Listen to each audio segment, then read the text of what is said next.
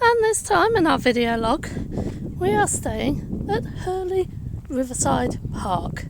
Now it says it's a touring park, it is actually caravanning, camping, and they have some statics, as you can see, up near the entrance.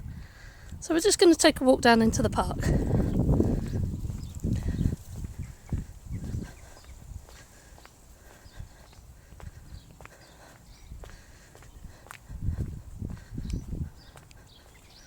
More statics down that road. This is the reception building. As it says, please park on the left, and they come out and check you in. The bicycles are actually used by the staff to act as wardens around the site. We've seen them cycling around, speaking to people as they go around, which means it's very well monitored here. We're actually very impressed with how good the security is at this place. The back of the reception building, and we've got a laundrette.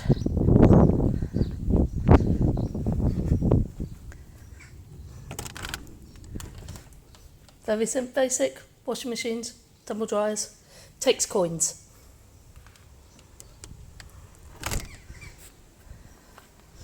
Next to the laundrette is the single disabled wet room. I have to say that is the only disabled wet room on site.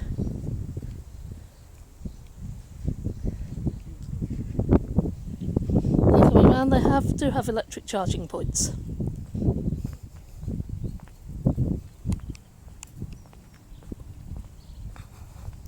So we'll head off into the park itself.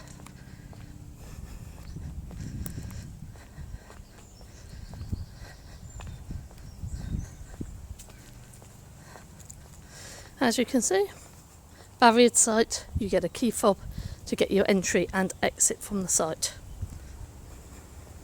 If you don't get your key fob when you check in, ask for it. We've been sat behind people before who expected them to be automatic barriers and they won't.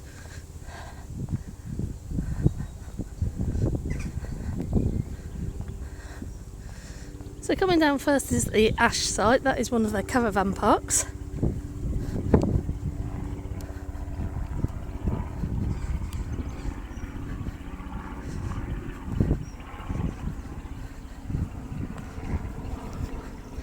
And then we carry on down the main road.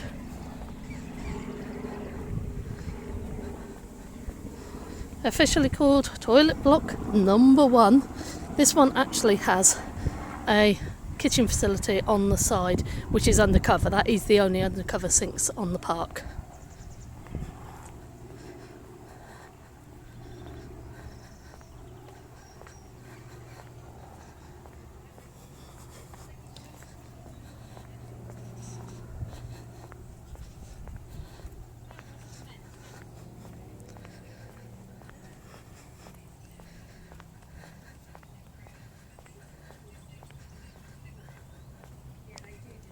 That's Hazel. Again, it's hard standing for caravans.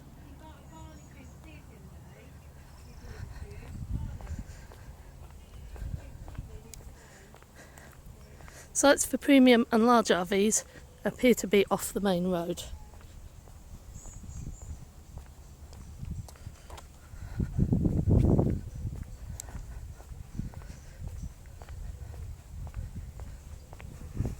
Hurley is located between Marlow and Henley. It's actually Henley Regatta this weekend. We don't plan on going. We don't bring black tie with us when we are camping. Over there we have Maple.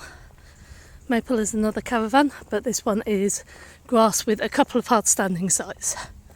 And over here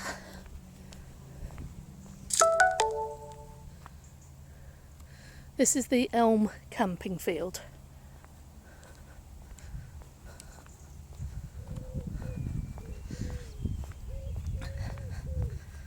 Toilet block number 2 up ahead, and the entrance to the second Oak camping field. We're actually camping at the back of Oak, plot number 183. There's us and one other tent in the entire field, as you will see at the end of this block. Just going to take you into the shower block, hoping that nobody else is in there at the time, because this central one, number 2, actually has family shower rooms.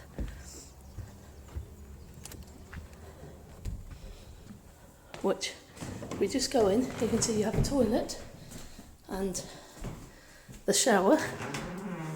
There are no timers on the shower heads. Then we have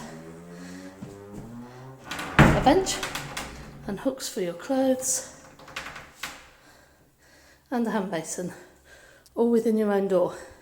Designed for families, but actually I prefer them as you get a lot of space.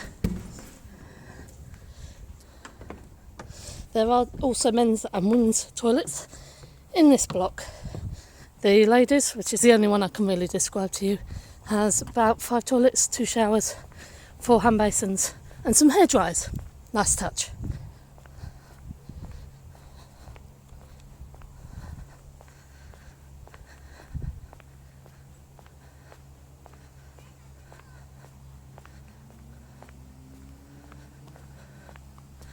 Pine field. Pine is again all grass, but still designed for caravans with awnings rather than tents.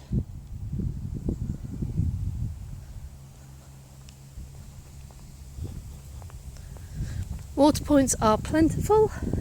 There are a couple of Elson drainage points on site also.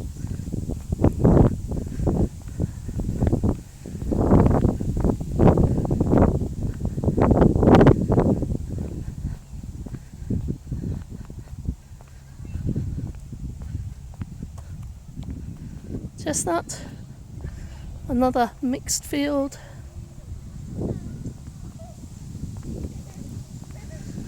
More of those premium RV slots.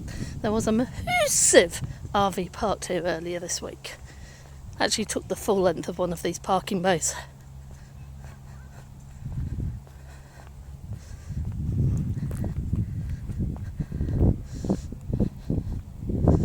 And over to my left, the third toilet block again. Gents and ladies, there's not the family shower rooms at this one. Both toilet blocks 2 and 3 do have kitchen wash-up areas at the back of them, but they're not undercover, unlike toilet block number 1. To the end of Chestnut, again, as you can see, grassy.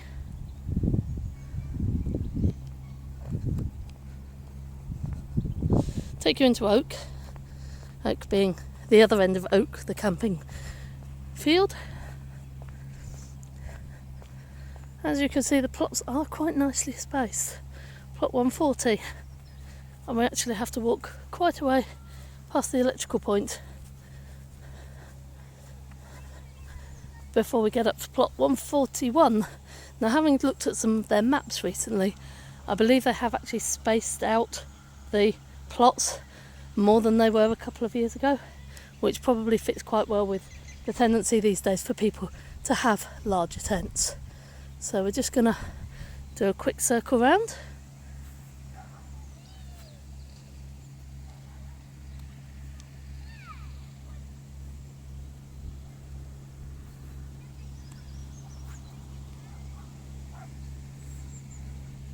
Of the camping field.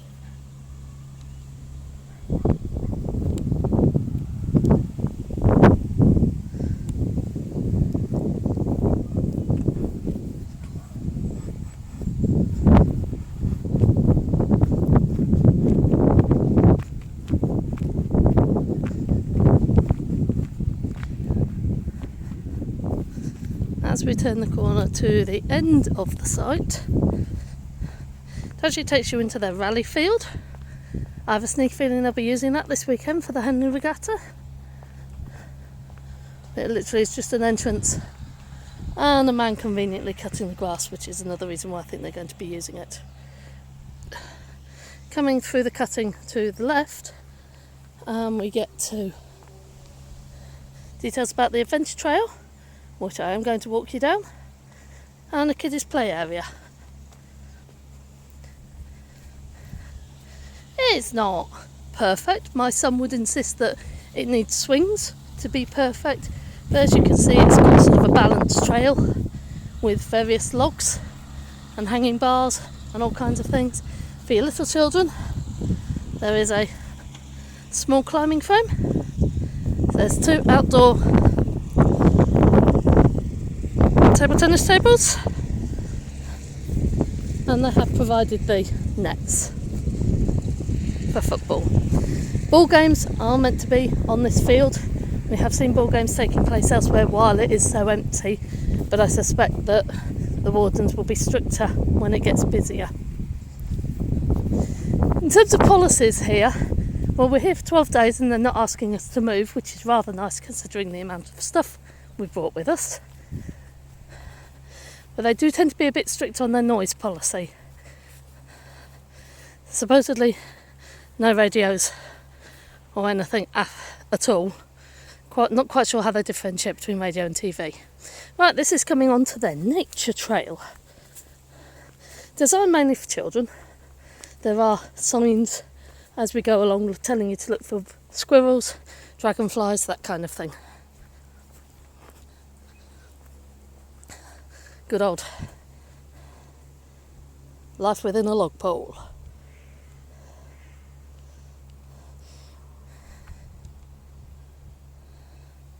I have to say we have seen squirrels, rabbits, magpies, and quite a few red kites. We have discovered that you cannot afford to leave any kind of food outside. The red kites will swoop and try and get it. In fact, they were hovering earlier, even though I had a sandwich clutched closely to my chest. Right, one thing that they don't mention, there is this small stream runs along this nature trail. The River Thames is actually the other side of a field. I think you can just about see the boats there. So if you have young children, it's very worth knowing that this small stream is here from the perspective of don't let them loose on this nature trail without an adult.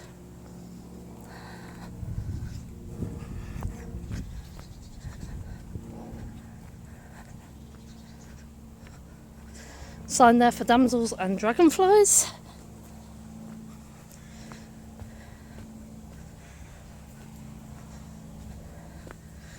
Small entrances into the various fields as you go along.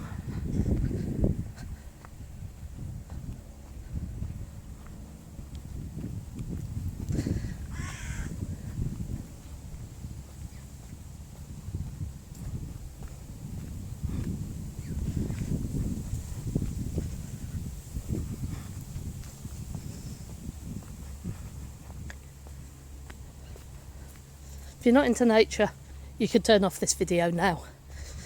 If you're more into knowing what's hidden behind the campsite, stay with us.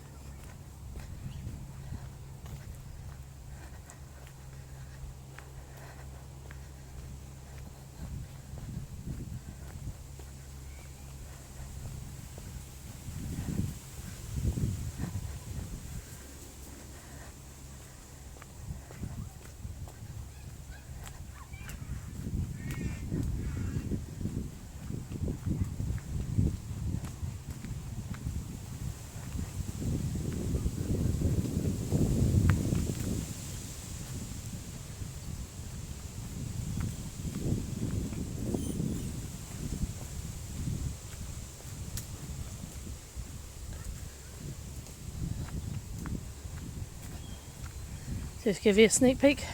Let's cut through here just to show off, admittedly, the back end of our Van Gogh Joro Airbeam 600 XL. Absolutely massive and holds itself well in the winds.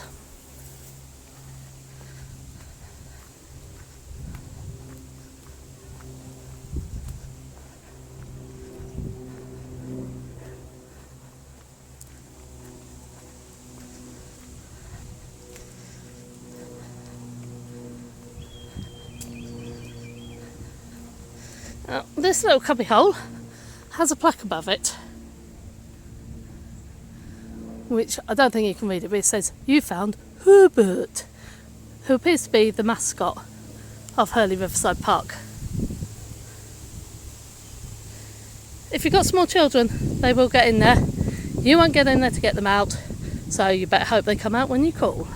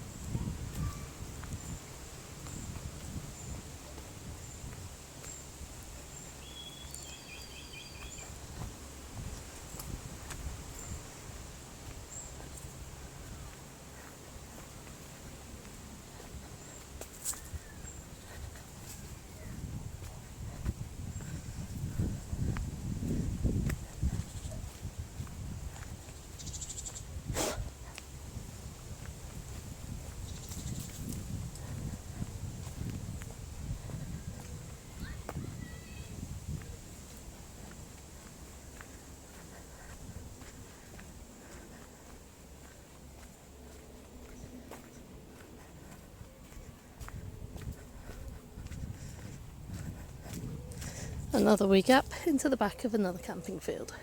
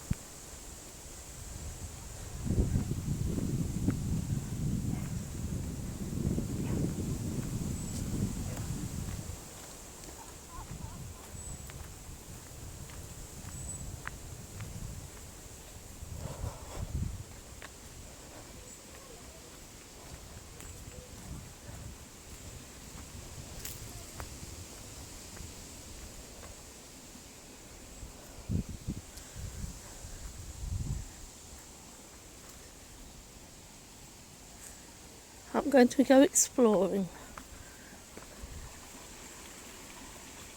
We do seem to be at a water point here.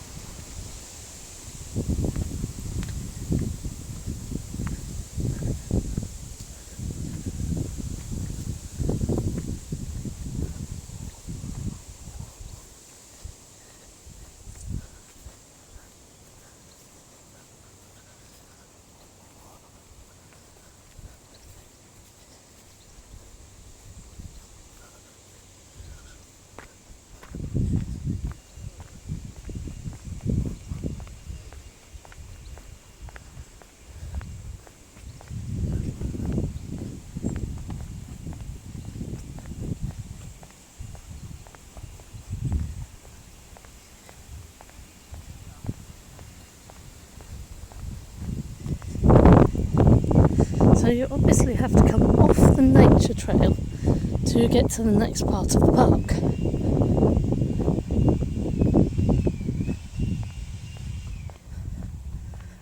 Which is a bit of a shame. Would have been nice if they'd just bridged that last little bit of it so you can get access. But never mind. Through this nice little archway and along this path was where I was coming.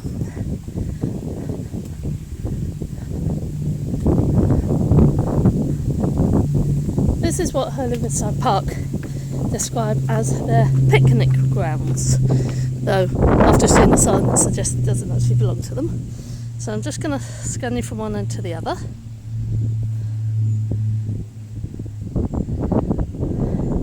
Nice large grassy expanse.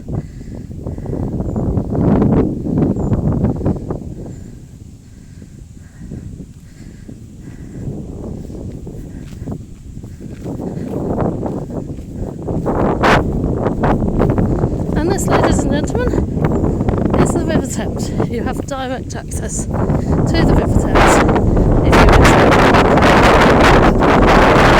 Check out their own website for details of where is actually best to launch.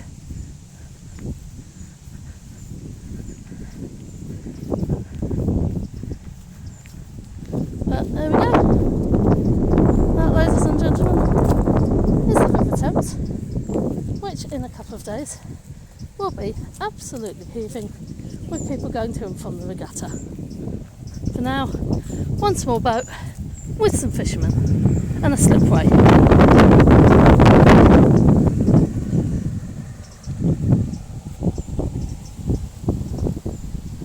Thank you, ladies and gentlemen. That has been Hurley Riverside Park.